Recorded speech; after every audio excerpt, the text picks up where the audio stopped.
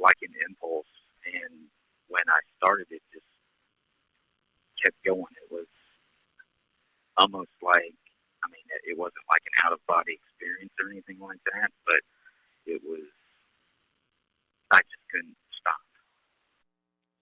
That was a clip from David Hoshaw serving 2 life sentences, finally admitting the words out loud what he did, killing his fiancee and her mom back in June of 2007.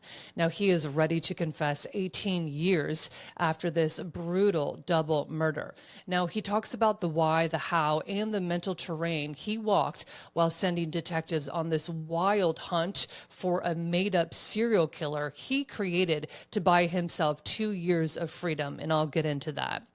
So while covering the special bond initially between mom and daughter and their life story that was cut short, it was something I was doing at the time with ABC 2020, which is now on Hulu's Bad Romance, and I reached out to Hoshaw in prison, not expecting he'd not only be ready to talk, but to confess and go into detail.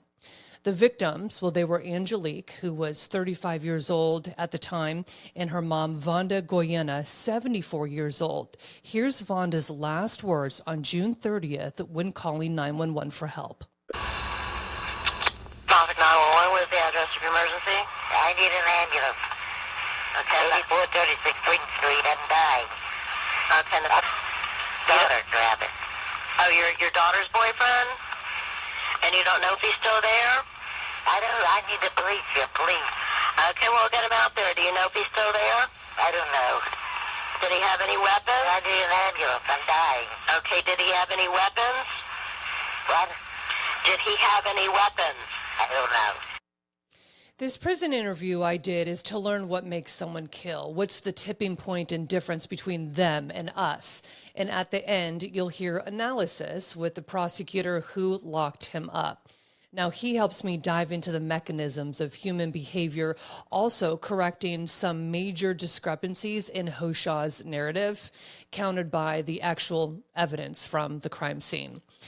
Now, this isn't just a confession, right? It's an unraveling. A man who refused taking responsibility, even as he was being sentenced to 2 life sentences in prison. You'll notice I'm not interviewing him in an accusatory way, not as this moral authority, but to listen judgment-free, to get answers and information. And that's really how people end up talking. Before we get started, I'd just like to say thanks for being here. I'm Melissa. I've spent years traveling the country, speaking to killers, victims, and their loved ones, chronicling lives touched by violence, yet still tethered to humanity. Now, this is a platform where I'm new to, and I come to just go deeper beyond the headlines without the restrictions of television. Here's a little sneak peek of what I've done. They want justice. They want answers. What stands out to you about his personality? What's the family want most of all? Closure. But you were just the last person to see. There's an arrest warrant. And leave. You have a lot of weighty accusations. Hit subscribe when you get a chance, and for cases told firsthand each week. Now, a few notes before we get into the Hoshaw interview. He will mention a woman named Amanda. To me, she was his motive, the reason he killed, because he wanted to be with Amanda, but he was engaged to and living with Angelique and her mom. Now, Amanda, I've spoken to her several times. She was unaware of his double life and ended up helping detectives at a crucial point when he was in an interrogation room, unaware of a camera recording his conversation. She asked him, very emotional, distraught. She said, "Did you do this? Did you harm these people?" And he uttered the words, "I'm sorry, I got crazy." Not an admission, but also an indication of guilt. Also, before Angelique and Amanda came along, both of whom he met on a dating website, Hoshaw had 3 failed marriages in the past, 2 of which had documented reports of domestic violence. His first marriage ended in part because Hoshaw was found to be stalking and grooming a 12-year-old girl while he was married and also working in the Air Force. Now, he was discharged, but he wasn't charged.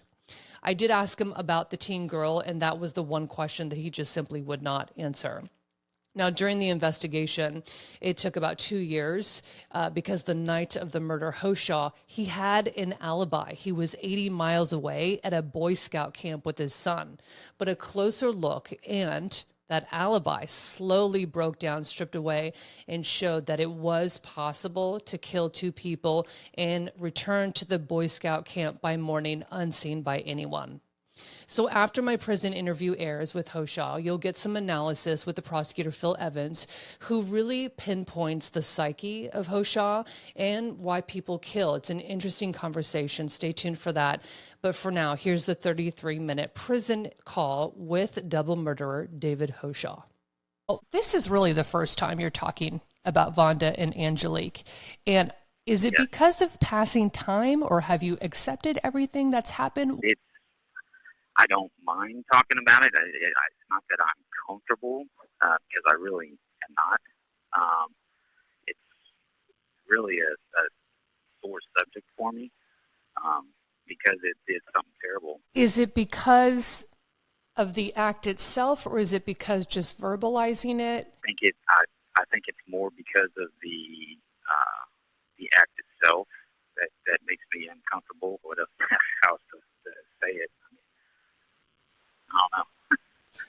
Well, why don't we start just from more so the beginning with this dating website where you met a few of your exes, including Angelique.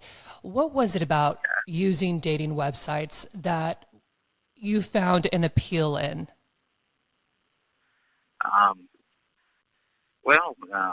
Just going to, I've always been an introverted kind of person, and for me, going to just going out to a club or someplace like that, I mean, that I'm just not one to go up to somebody and, hey, I'm David, and and strike up a conversation with somebody. To me, it was just an easier process.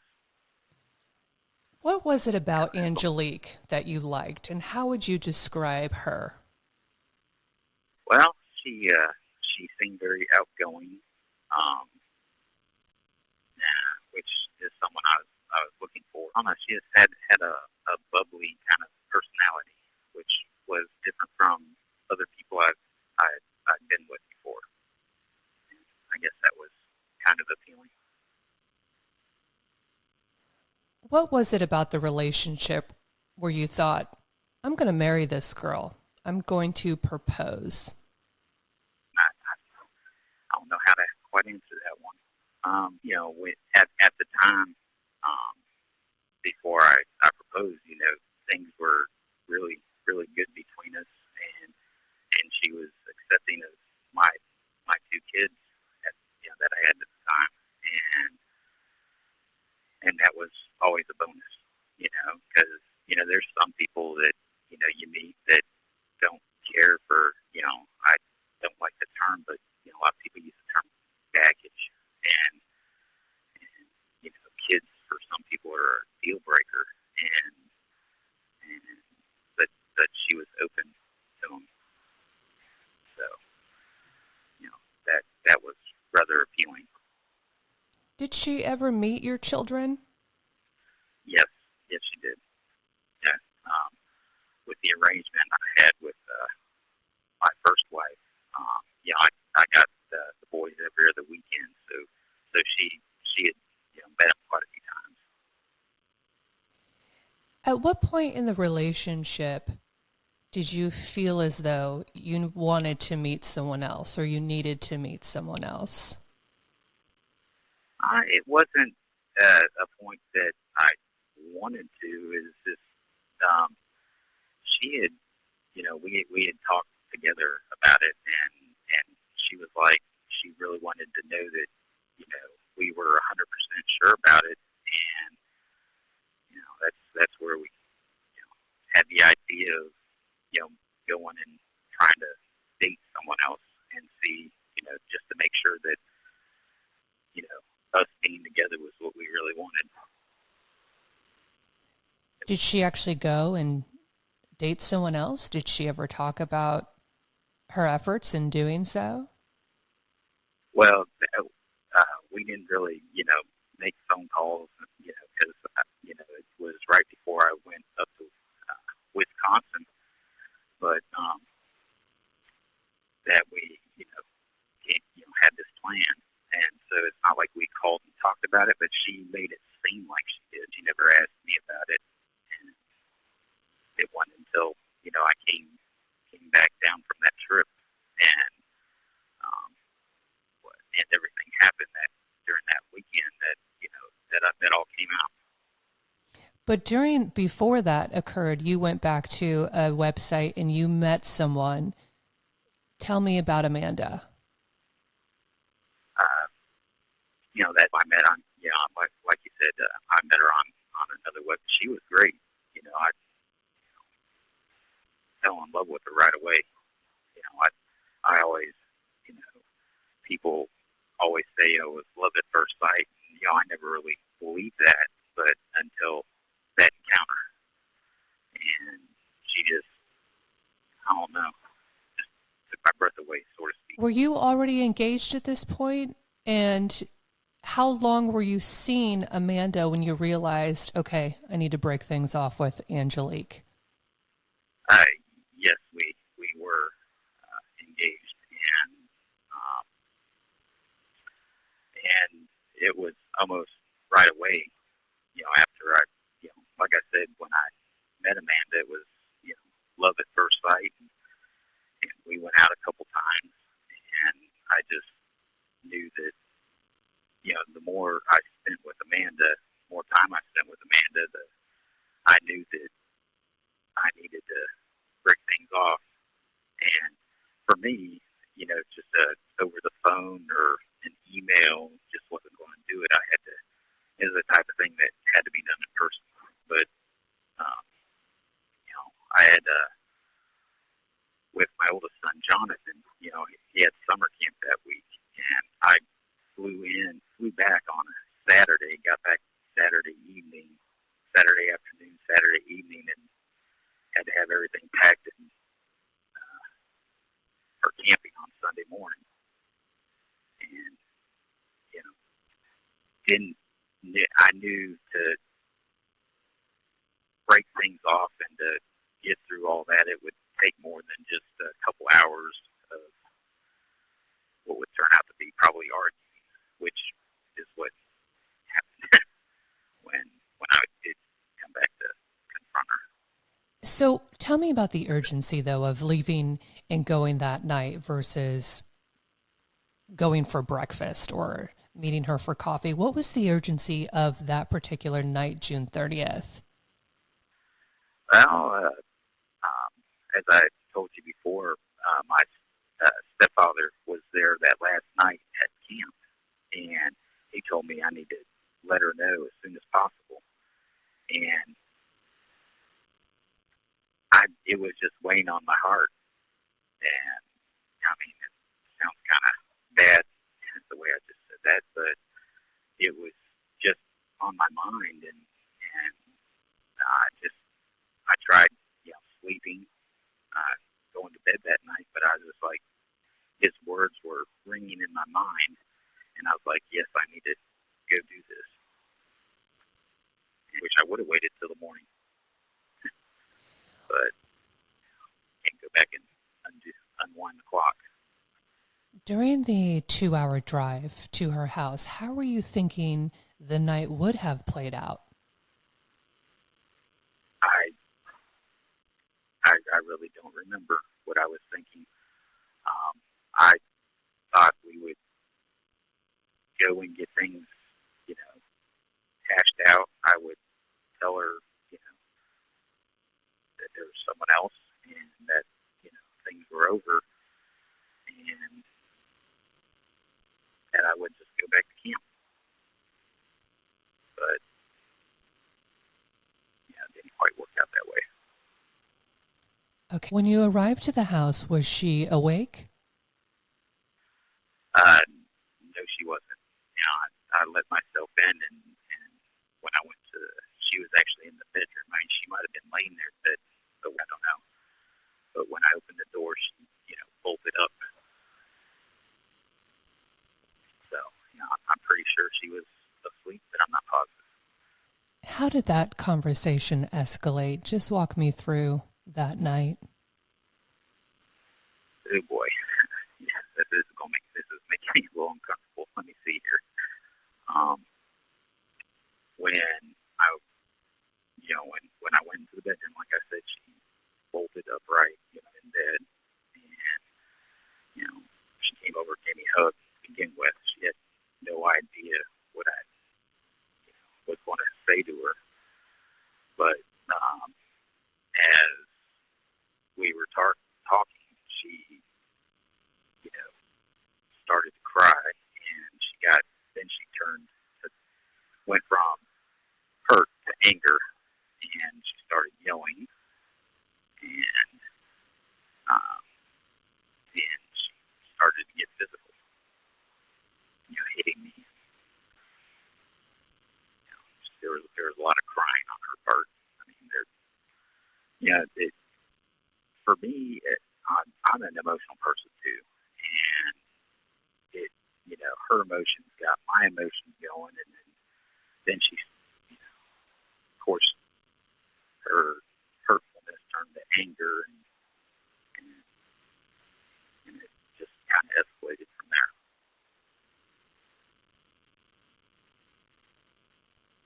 Where did it go from yelling, physical altercation, to that next level? And how did a weapon come into play? Where did it come from? It was, it was mine.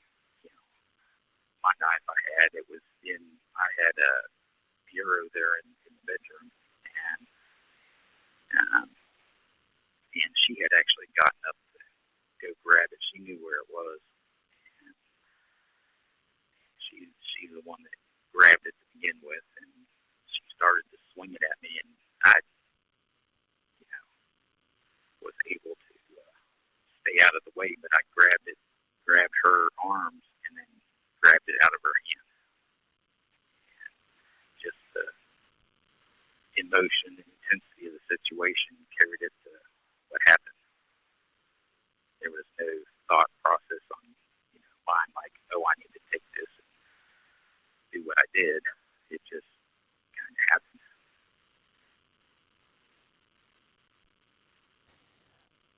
When it comes to being in that situation, was it an impulse that you felt in the moment you couldn't control? Why not just run, for example, run? Sorry about that. Yeah, it was like an impulse, and when I started, it just kept going. It was almost like, I mean, it wasn't like an out of body experience or anything like that, but it was, I just couldn't stop once I got started. Was she fighting back at all, or was she taking cover at this point? Well, she started by fighting back, but then she started screaming, and she didn't really. The room we were in was not very big at all, and the bed was right there in the middle, and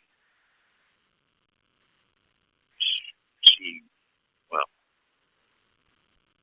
at the time we were still on the bed, so um, we had she had made when she got the knife, made the we had fallen back onto the bed, so there's really nowhere to go. When you said that you just couldn't stop, Right. was it that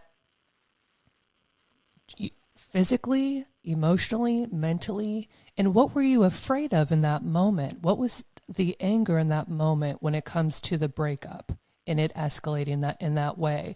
What was the fear to where you felt like you had to take her life?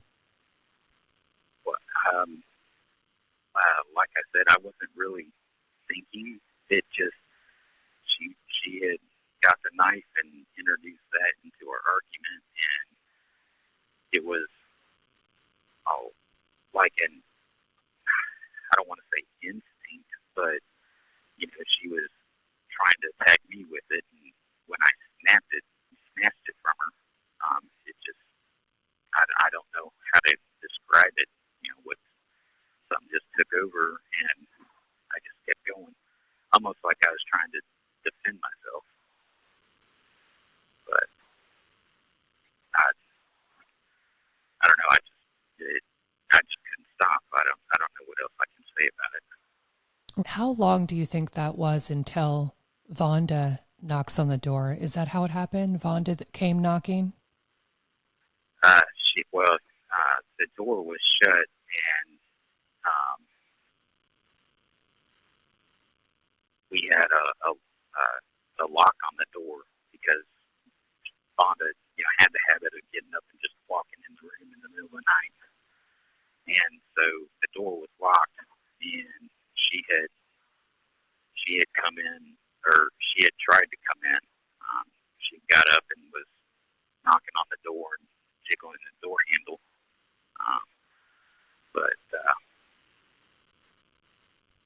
So she never actually came in the door, into the room. I mean, as far as how long it was, I really do not know. I couldn't really say one way or the other. I never really looked at, a watch or a clock or anything like that, or I couldn't even begin to give you a rough estimate of a few minutes, I guess. I don't know. But before you opened the door, you knew in that moment that Angelique was already dead? I did not know whether she was or was not. When I opened the door, Vonda was there, and I kind of shoved her out of the way, and then she chased me down the hallway and started trying to hit me, and I was still, whether it was emotion or I was just so hyped up, I really don't know. And I turned around and I attacked her back, and I didn't know whether either one of them were, still alive or dead at the time. And I got my keys and left the house. Do you remember your state of mind at that point? Were you thinking, how did that just happen? Were you trying to calm yourself down? You had a 2-hour drive. Yeah, I was, for lack of a better term, scared shitless, pardon my French. But I was freaking out, and, I just got in my vehicle and left. And like I said, I had no idea what their condition was. I couldn't even tell you. I didn't even know how many times I had stabbed either one of them. I really didn't know at the time. Were you surprised when you found out after? Yes. And I didn't find out until after they arrested me and they were talking to me about it. Because before I was arrested, they never really went into detail. They just said that they had been stabbed. They never gave me any kind of a number or times or anything like that. It wasn't until I was arrested that I found those details out. To be honest with you, I couldn't even tell you what they are anymore. I literally blocked that out of my mind. I don't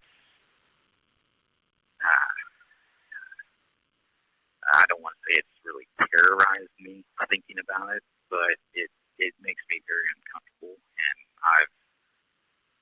I know that I can't change what has happened. When you walked back into the Boy Scout camp and you laid your head down, if you could even sleep that night, how did you wake up the next morning as if those two murders didn't occur? I mean, you were surrounded with family, friends, Boy Scout leader at the time. How did you make that mental switch? It was difficult. Yeah, I definitely didn't forget about it by any stretch of the means. Um, when I first got back to camp, the first thing I did is I headed straight to the showers, and I cleaned myself off and showered, and then I did not sleep. It was raining off and on during the night, and I was just up all night. And then when they got everybody up in the morning, we as time is just packing, and I just kept myself busy with packing, tearing down the camp and packing up and trying to get out of there. How did life carry on for you at that point? Were you walking on eggshells thinking, I didn't really clean up, I just left, it's a matter of time? To be honest, yes, I did think that it was just a matter of time, and it was just a little bit longer time than I envisioned at first. But yeah, it was very difficult. Eggshells would be a good way of saying it. I was walking on eggshells. But the thing is, there wasn't really a lot of, I mean, you live there, so your DNA was everywhere along with your fingerprints. So there was really no evidence tying you to the two murders. And so what made you go one step further in covering your tracks? What was that thought process? Because you hadn't been arrested or charged or anything. Right. Well,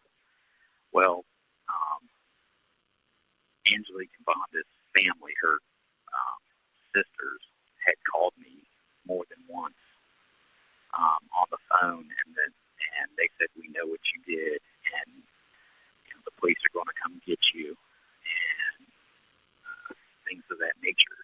And it just really freaked me out. It made me think that, hey, there's some way they're getting ready to come get me. And so I thought I had to do something. And I should have just done nothing. So what was the goal in writing the two letters, and why two? Why not just one?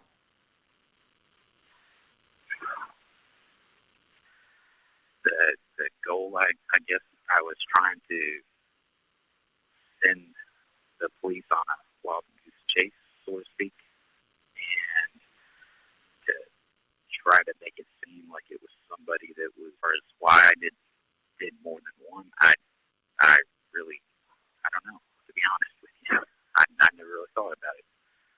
I wrote one, and I didn't know whatever happened to that, whether it had actually made it to the police or not. And so I said, well, maybe I'll write another one. And just to make sure, I guess was probably the reason why I wrote a second one. It wasn't that I had said, oh, let me write two letters. And how did you prevent any DNA or fingerprints on there? Again, no evidence on the letters either. Right. How was that possible? I wore, I put latex gloves on. I had long sleeves on, and then on top of the latex gloves, I put another pair of gloves on. And instead of licking the envelope, I took, I can't remember what I used, a Q-tip or exactly how I did it, but I used water to moisten the flap on the envelope. And of course, stamps are, you no longer flick the stamps, so those are all sticky. It's very thought out and methodical. So, I mean, so that kind of leads to the next question is there's having remorse and not wanting to be caught still, because you want to be free, or Right. It's having remorse to where it's weighing on you and you want to turn yourself in. How did you teeter between any of those? Well, I definitely, I mean, I did feel remorse, but it wasn't to the point where I was going to confess. And I was just trying to stay free. I was by just about any means I could. And, I did the 2 letters, and then after that, I just tried to, live the best that I could, you know. Fast forward to 2 years past. Tell me about those 2 years where you're with Amanda, who you said she was the one for you, love at first sight. You were burying this secret pretty deep. Tell me about those 2 years. In the beginning of those 2 years, when I, went ahead and moved all my stuff up there, it the first few months, probably almost 6 months, was very difficult, especially on the anniversary, of the month, which was the 30th. Every 30th of the month, it was very difficult for me. I didn't want to be alone, and at the time we weren't living together or anything like that. But I I told her I never told her anything about the situation, other than that they had been killed. Um, I made it seem like that somebody else had done it. She I never told her until I was arrested and I was at the police station. But anyway, on the 30th of each month, for I want to say at least 6 months, I convinced her. I was like, I can't be alone tonight, and she stayed with me each night. But it was rough, and as time went on, it was a little bit easier. But I was still in the back of my mind thinking, okay, any day now. Just tell me about that moment when, a detective says, I'm going to give you guys privacy. And she blurts out, and you blurt out, it was 2 words, but did you think, police took it as a partial confession. Did you think it was recording? Did you think twice in retrospect that could have been taken as a confession?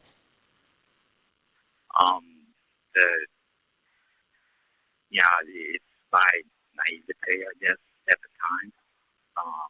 When they said it's going to be private, that's what I took that to be, and I didn't even. It didn't occur to me that they were still recording.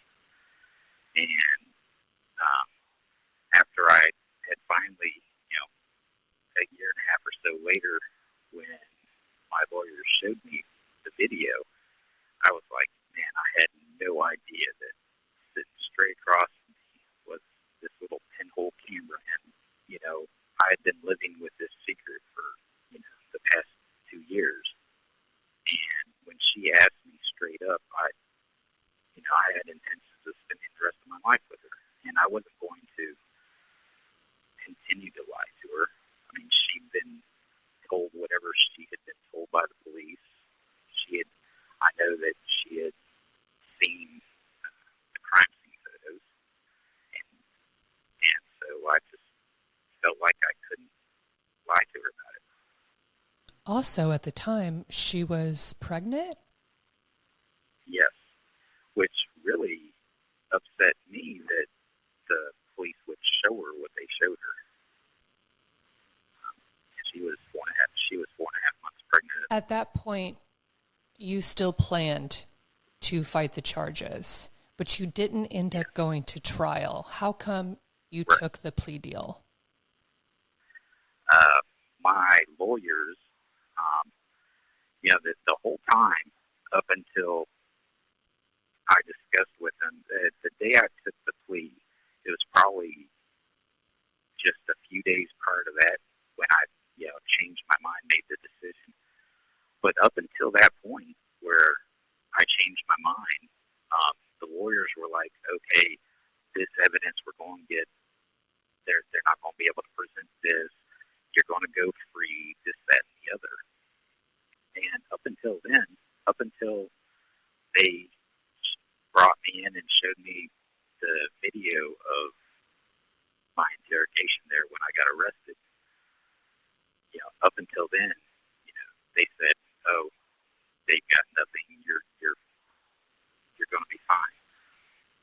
But when they showed that to me, they told me, my lawyers told me, they said, "With this, you're going to get found guilty, and they're going to give you the death penalty." And they laid that on me, like, at least if you change your plea, you'll get life in prison, and you'll be able to have a relationship with your kids and everybody versus the death. So that's what weighed on me or convinced me that I needed to plead guilty. But at the time, and I could be wrong, but it was perceived as you weren't really saying you were guilty at that time. You were saying you were going to plead guilty to spare your family. Were you still in that state of mind of not actually coming out with the words and saying, I did it? Yeah, it was extremely hard for me, and I was still trying to play off like it wasn't me, but that was just me, whether it be shame or just guilt. I really don't know. What would you say to the family? Because I know they have not wanted to talk to you or hear from you, but what would you say to them? I would tell them that I'm, even though it probably doesn't mean much to them, I would want to apologize and say, I did not have any intention for any of this to happen, and I wish that I could go back and undo things and set it straight. I mean, I wish I would have thought a little bit more that night, and instead of saying, "Oh, I've got to go down there tonight and take care of this," I would have just waited till the next day, because I had no intention of any of this happening. Who were you as a man in these relationships? Really, I was a lost individual, to be honest. But as far as how I was, I did give gifts.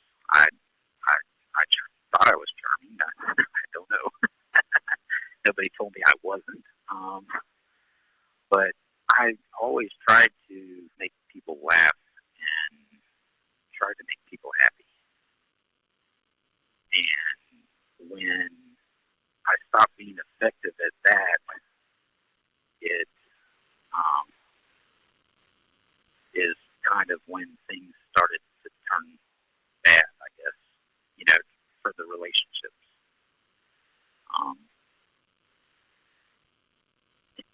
Why rush into these engagements? Yeah, looking back, I do believe that. I've always hated to be alone, and that was a big part of the problem. I, as far as going from relationship to relationship, I just couldn't be a bachelor. When you think about Angelique today and over the past 15 years, what do you think about? What goes through your mind? Just the regret for what happened. She was a lovely person. It didn't deserve what happened. Truly am sorry for all the shame I brought to people, for all the hurt I brought to people. That never in a million years thought I'd be in this situation. It's infuriating listening to him. It's infuriating to me to hear his side of the story. And Phil, what your reaction listening to him? Well, I've said this, Melissa and I have talked about this on other occasions. And the thing about David Hoshaw is I've prosecuted hundreds of killers. I've talked after convictions to killers. And the thing about David Hoshaw that's really a cautionary tale is the way he presents himself to everyone. He is sort of the victim of all of life. Every situation he's just struggling to get by. And at the root, he's extremely narcissistic. He wants to control this narrative, and he literally is talking about the brutal way in which he killed his fiancee, and he tries to blame this all on an impulse. When he planned, he talked to Amanda in Wisconsin up until 11 o'clock at night, shut off his phone, drove 80 miles over country roads. He used his key to enter a house. He came and he stabbed Angel 37 times at least, and he never cut himself, which anyone who's aware of how someone uses a knife, especially on a hot, muggy June night, he obviously had a glove or he came prepared with a knife with a hilt so that he could continue to stab without injuring himself. He finished off Angel and he moved to the living room and then set upon a 74-year-old. So it's completely infuriating that he is now sort of saying, well, these women fought with me. We know they didn't fight with him. Angel never raised herself up from the bed. She was stabbed where she was sleeping, and she was still planning their wedding while he was planning his next relationship.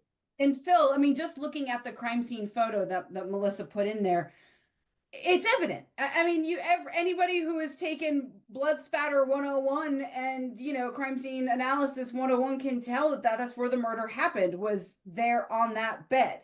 So it's to me, it's just jaw dropping that he thinks he can go with this narrative that it was in self-defense this whole time when all of this evidence points otherwise.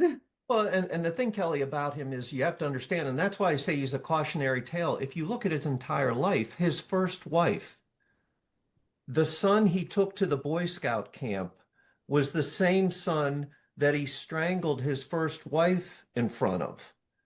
At the same time that he was courting, in his mind, a 12-year-old and tried to excuse that behavior. So he is someone who reframes himself, controls the narrative, and clearly when he was talking in this interview, as a prosecutor or anyone in law enforcement, you always want to hear a killer talk, get them talking. So what he does when he starts talking is he really gives you insight into who he really is.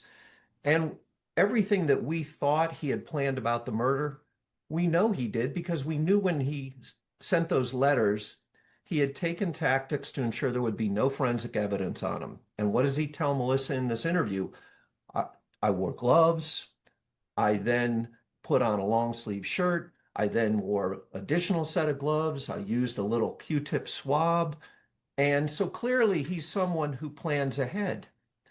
When he drove those 80 some miles, he made sure that he left his easy pass back at the Boy Scout camp so that when he went through the tunnels and bridges where it would activate, it wouldn't be there. So you have someone who presents as the way he did, and you tend to not see him as dangerous as perhaps the street, gang killer who looks more dangerous to you.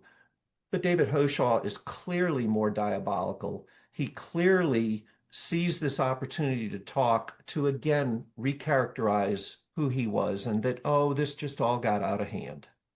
And I want to add on to that. It was his MO. When you talk to other people that he dated in his past, he had a habit of breaking up with them in awkward, abrupt ways in the middle of the night. So this was his way to throw the woman at the time off completely.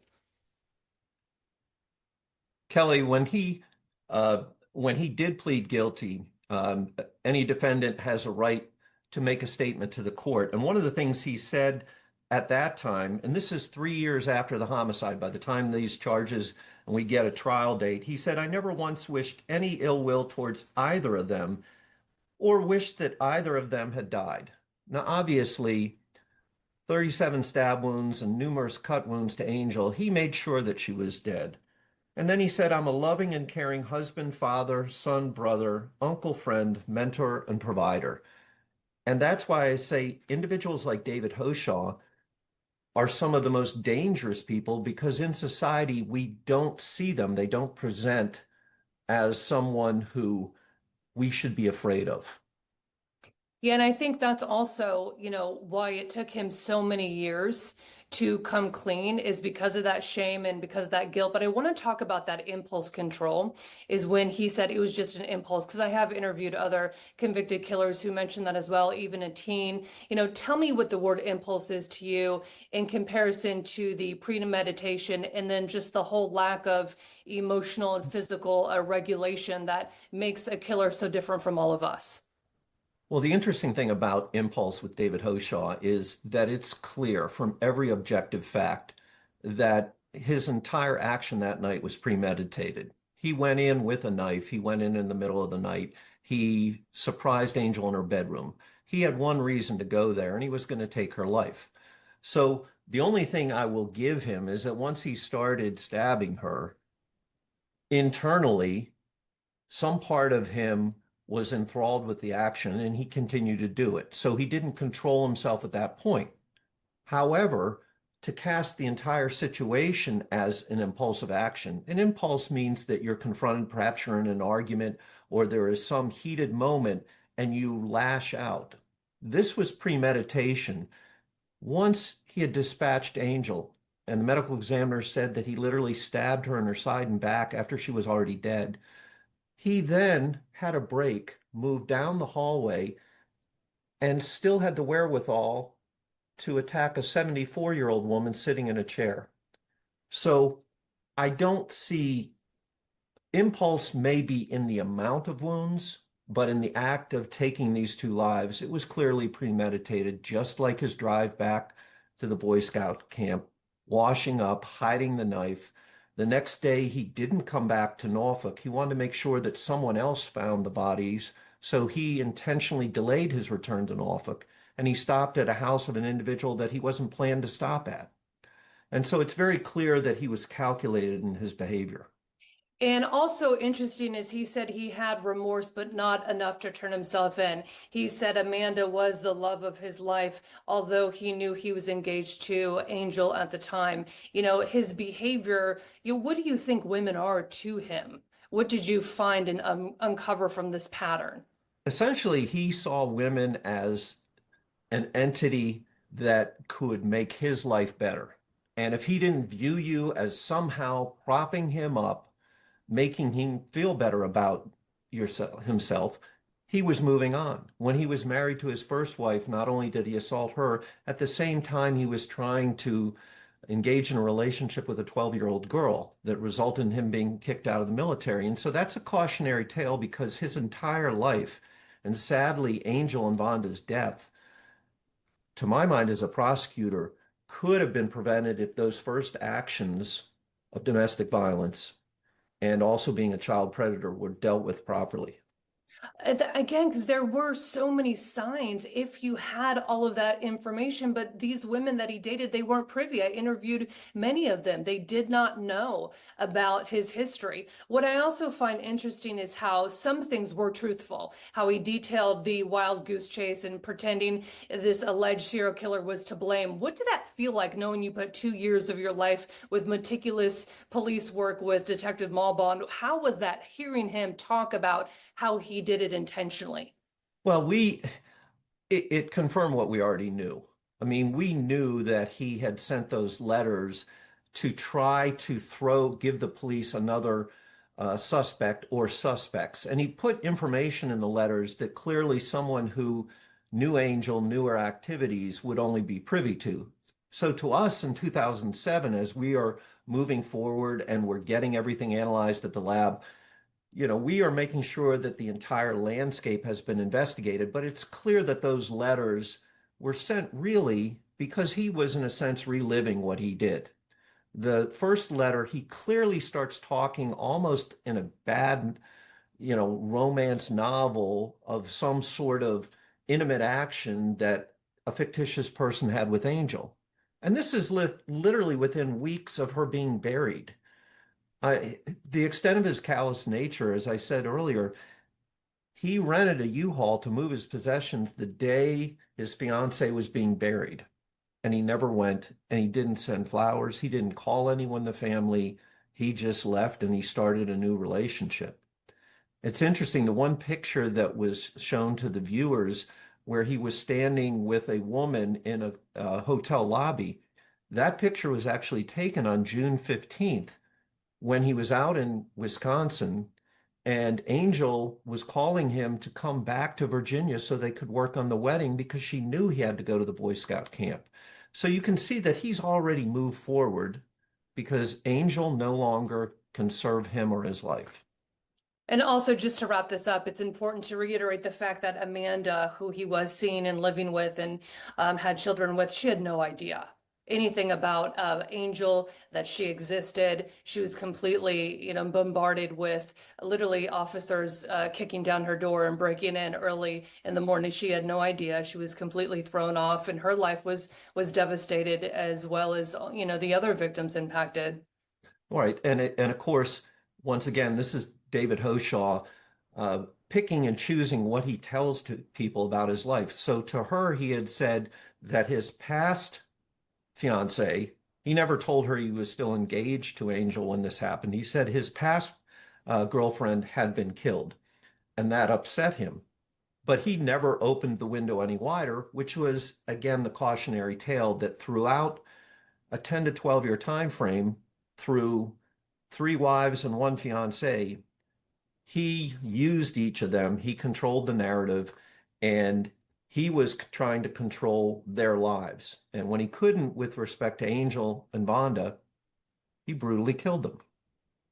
What do you think stood out most about, because that's, the interview was just new information since, he took the deal and was sentenced to do 2 life sentences. What's your takeaway from hearing him speak and how his mind rationalizes and reasons things? Again, some falsities, some discrepancies, some truth, all mixed into one. What was your takeaway? I think it's interesting because you have to get past hearing he presents in a meek fashion. He's obviously posturing towards you as a female, and he's presenting himself not as a threatening individual, and he wants to give you a little introspection. All it does to me is again reiterate, if you look objectively at the facts, he's trying in this interview to control the narrative of David Hoshaw because he knows it's his one chance to tell that tale. I also think that I knew that he and Amanda did not have contact. And in a sense, he's again trying to throw this out to Amanda because he wants to try to have contact with his sons by her. And, it's one of those things that it just reaffirms that he was a very calculating individual. What he admitted factually in the interview about the letters and everything just shows the extent. If he went to that extent with the letters, then you know darn well that the planning for this midnight run to commit a double homicide was well planned out and executed.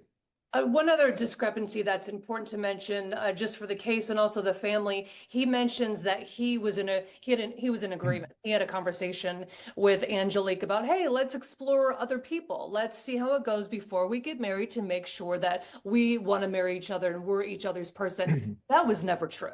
That was completely false. No, that did not happen. Angel never brought that up. That's correct. And one of the things there are 2 things that really caused Hoshaw to decide that, I'm not going to be able to go to court and win this. Number 1 was he tried to keep that statement he made in the interview room to Amanda out, and that was litigated in court. And his request to deny that access was the court refused it, and that was coming into evidence. The other thing that was going to come into evidence was parts of Amanda's diary, where she very dutifully, day by day, talked about the planning for the wedding. And we had numerous witnesses that talked about how she was doing everything. She was getting all the invites out that David hadn't done anything. There was the invitations were going out and everything she was doing to prepare for the wedding. So his statement that they were exploring other options, again, that's part of him trying to control the narrative,